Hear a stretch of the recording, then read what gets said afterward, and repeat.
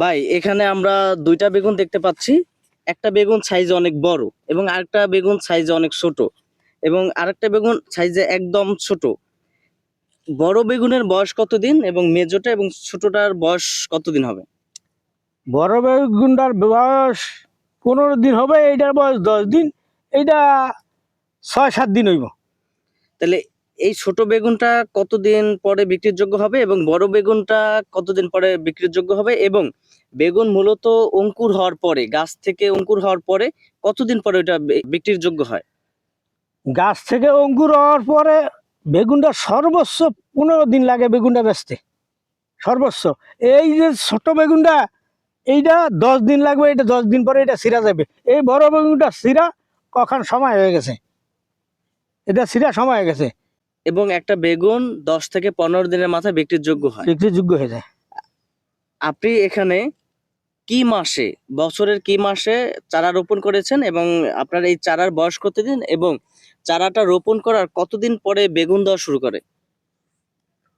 চারাটা রোপণের 1 মাস পর। চারাটা রোপণ করছি আমি আশ্বিন মাসে। আমি কাতি মাসে বাইগুন বেচা ধরছি। কাতি মাসে আমি 70 টাকা কেজি পাইকারি দিছি।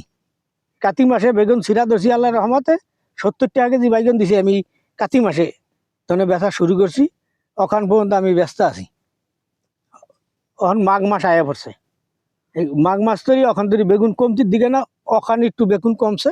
আবার এই ফুলে হয়ে গেছে, এই 15 দিন পর আবার ভরপুর বেগুন হয়ে যাবে। বেগুন গাছে বেগুন দেওয়ার শুরু থেকে কত মাস পর্যন্ত বেগুন দিতেই থাকে, ফলন দিতেই থাকে?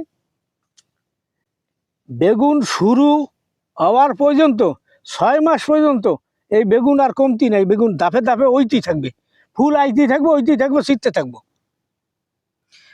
অনেক সময় খেয়াল করলে দেখা যায় যে বেগুন পরিপুষ্ট হয় না, বেগুনটা সবল হয় না। এই বেগুনটা সবল না হওয়ার কারণ কি এবং এটা সবল করার জন্য কৃষকরা কি পদক্ষেপ নিতে পারে? এটা সফল, যদি দেখা যায় যে বেগুনটা সবল হয় না, তাই বোঝা যাইব যে এই বেগুনটা ভিটামিনের অভাব আছে।